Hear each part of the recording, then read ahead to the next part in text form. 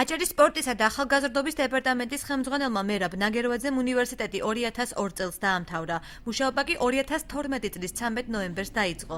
საბანკო საქმის სპეციალისტი აცხადებს, რომ 9 წლის განმავლობაში ოპოზიციაში იყო. ხელისუფლების შეცვლის შემდეგ კი აღნიშნულ თანამდებობაზე რეკომენდაცია კოალიცია ქართულმა ოცნებამ გაუწია. ხელისუფლების ცვლილებას მოყვება თავისთავად ცვლილებას ყოველთვის თანამდებობის პირების ცვლილება. ჩემი რეკომენდატორი იყო კოალიცია ქართული ოცნება. რომლის რეკომენდაციების შესაბამისად დავინიშნეთ არსებულ თანამდებობაზე. თანამდებობაზე კოალიციის აქტიური მხარდაჭერისთვის დაინიშნა აჭარის საარქივო სამმართველოს უფროსი გურამ სალაძეც, რასაც თავად ადასტურებს. სალაძემ პირველი სამუშაო გამოცდილება 1984 წელს ახალშენის სკოლის დამთავრებიდან 1 წლის შემდეგ მახინჯაურის ბავშვთა სახლში პედაგოგად მუშაობით მიიღო.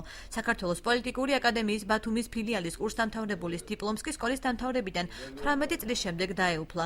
გურამ სალაძემ საკითხზე სატელევიზიო კომენტარის გაკეთება არ ისურვა.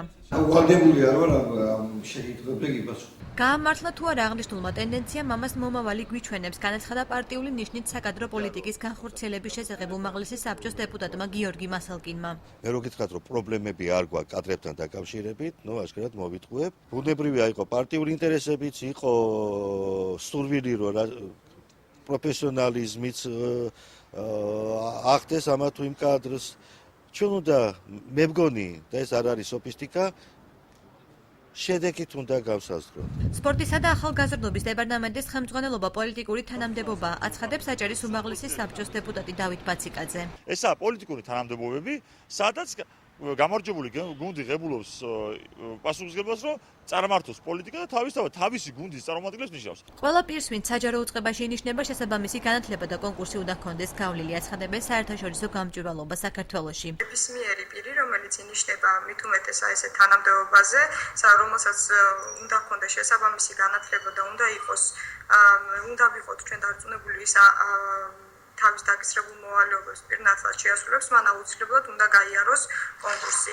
სამინისტრო საქმე უწყებო დაწესებულების ხელმძღვანელს თანამდებობაზე ნიშნავს და თავისუფლებს მინისტრის წარდგენით მთავრობის თავმჯდომარე, მაგრამ მაგარსად არ არის საუბარი იმაზე, რომ ისინი უკონკურსოდ ინიშნებიან. რა კრიტერიუმით იხელმძღვანელა აჭარის მთავრობის თავმჯდომარე მარჩილ ხაბაძემ დეპარტამენტებისა და სამმართველოების ხელმძღვანელების დანიშვნის დროს. ამ კითხვაზე პასუხისგაცემისაგან აჭარის მთავრობაში თავის შეკავება ამჯობინეს. ხუთივე უწყების ხელმძღვანელის წლიური სახელმწიფო ფონდი 103,200 ლარს შეადგენს, თანხაში არ შედის ყოველწლიურად გაცემული პრემიები.